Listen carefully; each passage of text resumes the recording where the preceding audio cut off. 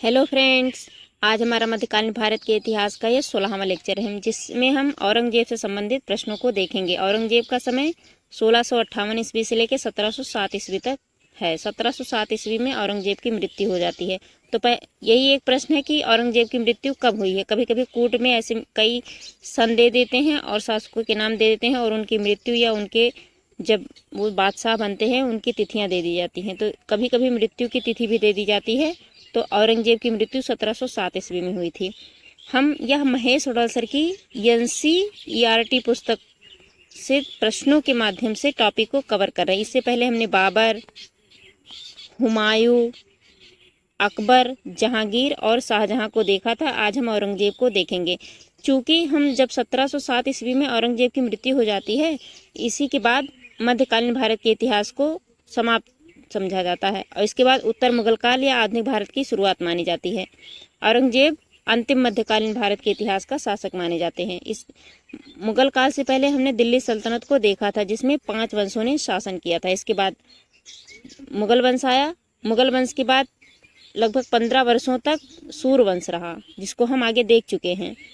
और इसके बाद पुनः मुगल वंश की स्थापना होती है और क्रमवार हम देखे थे टॉपिक वाइज। आज हमारा औरंगजेब से संबंधित टॉपिक है। तो चलिए हम प्रश्नों को देखेंगे। चूंकि हम यह महेश उड़ालसर की NCERT पुस्तक से कवर कर रहे हैं, तो हम प्रश्नों के माध्यम से तो देखेंगे, लेकिन जहां आवश्यक होगा कॉन्सेप्ट को भी देखते हुए चलेंगे। इससे हमारे NCERT के प्रश्न भी तैयार होंगे और कॉन्सेप्ट भी क्लियर होगा। तो चलिए प्रश्नों को देखते हैं। शासक बनने से पूर्व औरंगजेब कहाँ का सूबेदार था? शासक बनने से पूर्व औरंगजेब दक्कन का सूबेदार था। दक्कन क्षेत्र कहाँ पड़ता है? जैसे हमारा ये प्यारा भारत है, तो जो मध्य प्रदेश, महाराष्ट्र और गुजरात का क्षेत्र आता है, ये दक्कन का क्षेत्र कहलाता है। तो जब औरंगजेब शासक बने तो वो सूबेदार थे दक्कन के। आगे है, वर्ष 1658 ईस्वी में सामूगढ़ का युद्ध किन के मध्य हुआ था? 1658 ईस्वी में सामूगढ़ का युद्ध औरंगजेब और दारा शिकोह के मध्य हुआ था। दारा शिकोह और औरंगजेब शाहजहां के पुत्र थे। शाहजहां, ये दोनों लोग शाहजहां के पुत्र थे, जिसमें दारा शिकोह बड़े थे और औरंगजेब छोटे थे। तो कभी प्रश्न यही आ जाता है, सामूगढ़ का युद्ध कब हुआ था? तो यही एक फैक्ट है कि 1658 ईस्वी में। सामूगढ़ का युद्ध किनके मध्य लड़ा गया था? तो औरंगजेब और दारा शिकोह के मध्य। आगे देखते हैं, मुगल सेना में सर्वाधिक हिंदू सेनापति किस बादशाह के शासनकाल के अंतर्गत थे? सर्वाधिक हिंदू सेनापति औरंगजेब के शासनकाल में उनके मुगल सेना में शामिल थे। वैसे तो औरंगजेब धार्मिक कट्टर था, धार्मिक रूप से काफी कट्टर थे, लेकिन सबसे अधिक अपनी सेना में हिंदुओं को शामिल किए थे। आगे देखते हैं, आप ये याद रखिएगा, वैसे तो माना जाता है कि ये कट्टर मुस्लिमवादी था। इन्हें जिंदा पीर भी कहा जाता है था कि अपने धर्म के प्रति ये इतने एकाग्र थे, लेकिन अन्य धर्मों की भी उतनी ये प्रशंसा नहीं करते थे या उतना संरक्षण नहीं देते थे। फिर भी जो कि हिंदू बहुल क्षेत्र था, ये हिंदुओं को अपने सेना में सबसे अधिक शामिल किए थे। तो वो थे औरंगजेब। तो वो सबसे अधिक मुगल सेना में हिंदू सेनापति औरंगजेब के समय में शामिल थे। आगे देखते हैं, 1707 ईस्वी में औरंगजेब की मृत्यु होने के पश्चात कौन सम्राट बना? 1707 ईस्वी में, यही एक फैक्ट है कि औरंगजेब की मृत्यु 1707 ईस्वी में हुई। जब औरंगजेब की मृत्यु हुई, इसके बाद बहादुर शाह प्रथम शासक बने। आगे देखते हैं, औरंगजेब की मृत्यु के बाद बहादुर शाह प्रथम शासक बने। आगे देखते हैं, ईस्ट इंडिया कंपनी के किस अंग्रेज गवर्नर को औरंगजेब द्वारा भारत से निष्कासित किया गया था? ईस्ट इंडिया कंपनी द्वारा सर जॉन चाइल्ड को, जो कि एक अंग्रेज गवर्नर थे, उन्हें औरंगजेब के द्वारा भारत से बाहर निकाला गया था। जैसे जब ईस्ट इंडिया कंपनी आती थी, वहाँ के लोग शासन करने आते थे, तो भारत में शासकों के द्वारा उन्हें भगाया जाता था। जो छोटे छोटे द्वीप है ना, वहाँ पे अंग्रेज जाके शरण ले लिया करते थे। तो अंग्रेज गवर्नर सर जॉन चाइल्ड को औरंगजेब द्वारा भगाया गया था। आगे देखते हैं, बीबी के मकबरे का निर्माण किसने करवाया था? बीबी के मकबरे का निर्माण औरंगजेब के द्वारा करवाया गया था। बीबी का मकबरा औरंगाबाद में है। औरंगाबाद, औरंगाबाद कहाँ है? महाराष्ट्र में। बीबी का मकबरा को ताजमहल की भद्दी नकल भी कहा जाता था, अर्थात कहा जाता है जैसे ताजमहल बना है इसी का स्वरूप देने की कोशिश की गई है, लेकिन इसमें जो पत्थर की क्वालिटी है वो उसमें घटिया प्रकार की है, इसीलिए इसे एक ताजमहल की भद्दी नकल भी कहा जाता है। आगे देखते हैं, किस मुगल शहजादे ने श्रीनगर, जो कि गढ़वाल राज्य में था, श्रीनगर में आश्रय लिया था? श्रीनगर में आश्रय सुलेमान सिकोह के द्वारा लिया गया था, जो कि गढ़वाल क्षेत्र कहाँ है? वर्तमान के उत्तराखंड में पड़ता है। तो वो श्रीनगर जम्मू कश्मीर का नहीं है, यह उत्तराखंड में है। तो सुलेमान सिकोह के द्वारा, जो कि मुगल शहजादे थे, शरण ली गई थी श्रीनगर में। सुलेमान सिकोह के द्वारा श्रीनगर में शरण ली गई थी।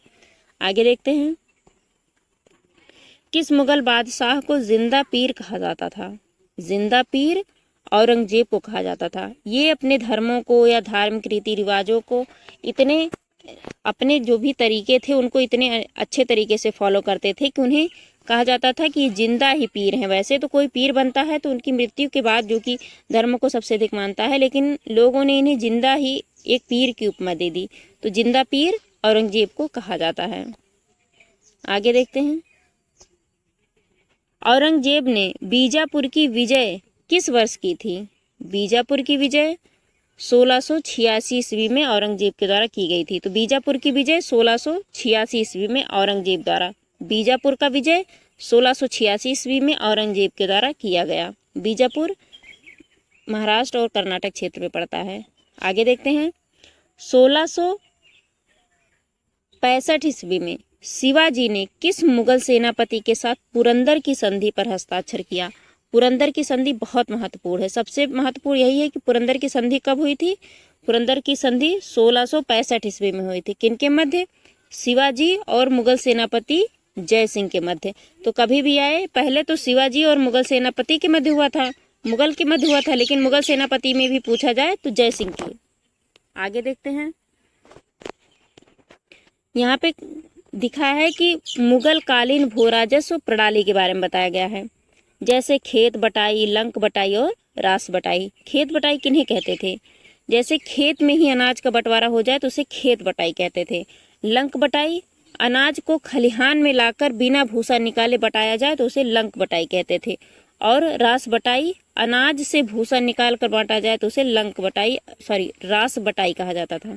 चलिए हम इसको एक मैप के माध्यम से देखते हैं। जैसे खेत बटाई, जैसे एक खेत है, इसमें कोई फसल बो दी गई और इसको अगर मान लीजिए 1/3 भू राजस्व लग रहा है, तो 1/3 किसान ले लेगा, 1/3 राजा ले लेंगे और 2/3 किसान ले लेंगे। तो ये हो गया खेत बटाई। और कोई खेत है, यहाँ से फसल लाके फसल को कहीं गांज दिए और वहाँ से 1/3 मान लीजिए शासक के पास या जो भू राजस्व वसूल रहा है उसके पास गया और बाकी 2/3 किसान के पास गया, तो ये लंक बटाई हो गया। लेकिन अगर यहाँ से अनाज निकाल लिए, अब अनाज को पीट लिए या फिर जो भी जैसे तरीके से अनाज निकाला जाता है, उस अनाज को जितना भी भू राजस्व लगता हो उसको बांट लें तो उसे रास बटाई कहा जाता है। तो आप इसको समझ में आया? चलिए हम आगे देखते हैं। यहाँ पे शासक और उनके वजीर या वकील के बारे में बताया गया है कि वजीर या वकील कौन होते थे। जैसे बाबर के समय में, जब बाबर शासक थे तो वजीर मेहदी ख्वाजा थे। हुमायूं के समय में निजामुद्दीन अहमद व हिंदू बेग वजीर, जिन्हें वकील भी कहा जाता था।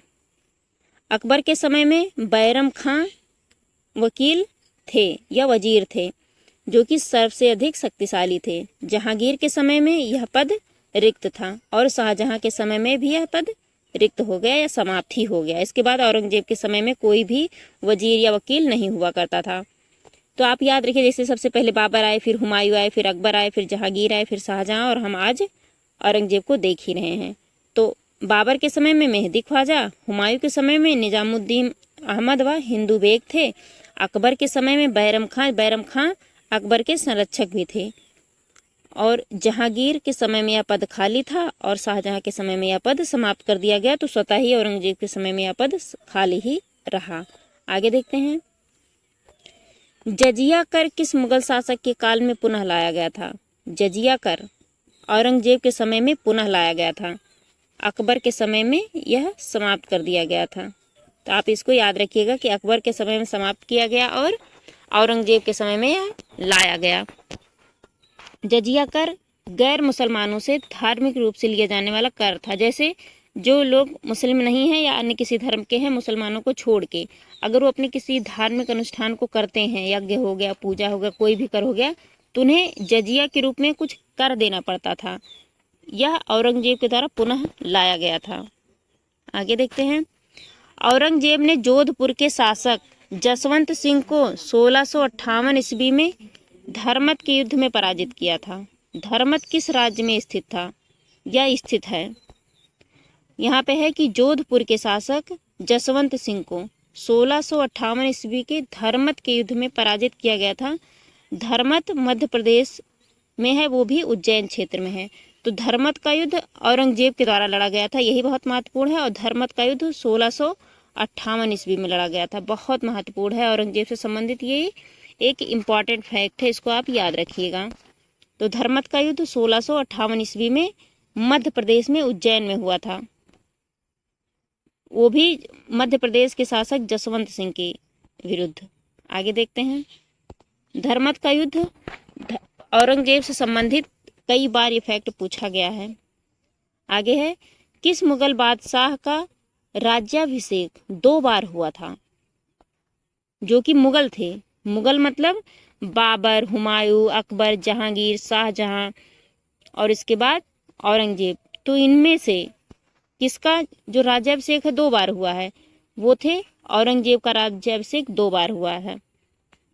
जब वो लड़ते हैं इसके बाद, और एक बार स्वतः होता है उनका राज्याभिषेक, इसीलिए 2 बार हुआ है। आगे देखते हैं, औरंगजेब द्वारा चलाए गए जिहाद का अर्थ क्या था? औरंगजेब द्वारा चलाए गए जिहाद का अर्थ दारुल इस्लामी था। जिहाद वो होता है कि जैसे किसी अन्य धर्म का किसी अन्य धर्म से अगर कोई विवाह या फिर कोई संबंध होता है, तो उसके खिलाफ कोई भी छेड़ देना या उसे हटाने के लिए कोई तरीके अपनाना, वही जिहाद कहलाता है। यह जिहाद दारुल इस्लामी नाम से जाना जाता था। यहाँ एक फैक्ट है, औरंगजेब के काल में बुंदेला सरदार छत्रसाल ने विद्रोह किया था और इसके काल में सतनामी विद्रोह भी हुआ था। तो आप इसको याद रखिएगा कि सतनामी विद्रोह औरंगजेब के समय में हुआ था और यह छत्रसाल के विद्रोह में हुआ था, विरोध में। तो आप याद रखिएगा कि औरंगजेब के काल में ही छत्रसाल विद्रोह हुआ और सतनामी विद्रोह। तो कभी भी आए छत्रसाल विद्रोह और सतनामी विद्रोह औरंगजेब के समय में हुआ था। वैसे औरंगजेब काफी कट्टर थे, तो उनके विरुद्ध कई युद्ध भी हुआ करते थे जो स्वतः स्फूर्त थे। आगे है, किस मकबरे को द्वितीय ताजमहल कहा जाता है? रबिया उद रानी का मकबरा द्वितीय ताजमहल कहलाता है। इन्हीं का जो हम बीबी का मकबरा देखते हैं, वही राबिया उद दौरानी का मकबरा ही द्वितीय ताजमहल कहलाता है। यहाँ पे एक फैक्ट है कि औरंगजेब ने राबिया उद दौरानी का मकबरा, जिसे हम बीबी का मकबरा भी कहते हैं, औरंगाबाद जो कि वर्तमान के महाराष्ट्र में है, में बनवाया था। इसे ताजमहल की फूहड़ नकल भी कहते हैं या भद्दी नकल, भद्दी नकल भी कहा जाता है, क्योंकि उनकी पत्नी ने कहा कि नहीं, आपके पिता ने अपनी बीबी के लिए ताजमहल बनवाया तो आप भी हमारे लिए बनवाए। चूंकि वहाँ पे महाराष्ट्र में उतने सुंदर तो पत्थर थे नहीं, तो वहाँ जो पत्थर मिलते थे आसपास, उन्हीं से यह ताजमहल बनवा दिया गया, जो कि वर्तमान में काफ़ी बीहड़ हो गया। जो कि आगरा का है, वो वहाँ के क्षेत्र में अधिक पाया जाता था और जहाँ से लाया जाता था वहाँ के रास्ते या पास में होते थे, इसलिए वो बहुत खूबसूरत बना। आगे है, दिल्ली के लाल किले में स्थित मोती मस्जिद का निर्माण किसने करवाया था? दिल्ली के लाल किले में स्थित मोती मस्जिद का निर्माण औरंगजेब ने करवाया था। आगे है, औरंगजेब ने दक्षिण में किन दो राज्यों को विजित किया था? औरंगजेब द्वारा दक्षिण में दो राज्यों को विजित किया था, वो थे बीजापुर और गोलकुंडा। दक्षिण में आप याद रखिएगा कि औरंगजेब ने दक्षिण में दो राज्यों को विजित किया था, एक था बीजापुर और दूसरा था गोलकुंडा। बीजापुर महाराष्ट्र और कर्नाटक के क्षेत्रों में आता है, वहीं गोलकुंडा आंध्र प्रदेश के क्षेत्रों में आता है। आगे देखते हैं, यहाँ पे है मुगल कालीन सूबों की संख्या के बारे में बताया गया है कि शासक के नाम दिए गए हैं और उन सूबों की संख्या दी गई है और उस कितने नए जुड़े थे सूबे उसके बारे में चर्चा की गई है। जैसे अकबर के समय में 12 सूबे थे जिन्हें आईने अकबरी में वर्णित किया गया है। बाद में 12 और 3 अन्य जोड़ के 15 कर दिया गया था। वहीं नए जुड़े थे 3, कौन कौन से थे वो? बरार, खानदेश और अहमदनगर। लगभग ये महाराष्ट्र क्षेत्र में पड़ते हैं। आगे है जहांगीर के समय में 15 सूबे थे। अकबर के बाद जहांगीर आते हैं तो 15 सूबे थे। कांगड़ा को जीतकर लाहौर सूबे में मिलाया गया था। तो याद रखिएगा, कांगड़ा को जीतकर लाहौर सूबे में मिलाया गया था जहांगीर के समय में। शाहजहां के समय में 18 सूबे हुआ करते थे और जिनमें से 3 अन्य जोड़े गए थे। वो कौन थे? कश्मीर, ठट्टा और ओडिशा। वहीं औरंगजेब के समय में 20 अथवा 21 सूबे थे जिनमें से 2 बीजापुर 1686 ईस्वी में और गोलकुंडा बीजापुर 1686 ईस्वी में और गोलकुंडा 1687 ईस्वी में जोड़ा गया था, जो कि औरंगजेब के समय में। सूबा क्या होता था? प्रांत होता था। जैसे आज हमारा ये भारत है, मान लीजिए भारत है, तो भारत पूरा ऐसे राज्यों में बटा है, तो उसी तरीके से उस समय जो बटा होता था क्षेत्रवार उसे सूबा कहते थे। बाद में प्रांत कहा जाने लगा और वर्तमान में राज्य कहा जाने लगा। आगे है औरंगजेब ने, एक नोट है कि औरंगजेब ने हिंदू त्योहारों को सार्वजनिक रूप से मनाए जाने पर तथा सार्वजनिक नृत्य व संगीत पर प्रतिबंध लगा दिया था। तो आप इसको याद रखिएगा कि सार्वजनिक नृत्य और संगीत पर प्रतिबंध हिंदू त्योहार जो कि थे औरंगजेब द्वारा लगाए गए थे। ये संगीत प्रेमी तो था लेकिन इसने संगीत को बढ़ावा नहीं दिया था। उन्हें संगीत कभी भी कहीं भी पब्लिक प्लेस पे नहीं हो सकता था। तो फ्रेंड्स, हमारा ये औरंगजेब से संबंधित जो महेश सर की एनसीईआरटी पुस्तक में दिया गया है उसको हम कवर किए हैं। तो जो प्रश्न थे उसके इर्द गिर्द हमने कुछ चीज़ों को देखा, तो आप इसको रिवाइज कर लीजिएगा। तो इससे संबंधित जो औरंगजेब से संबंधित लगभग सभी प्रश्न आपके यहीं से तैयार हो जाएंगे। तो इस लेक्चर को यहीं समाप्त करते हैं। Thank you very much.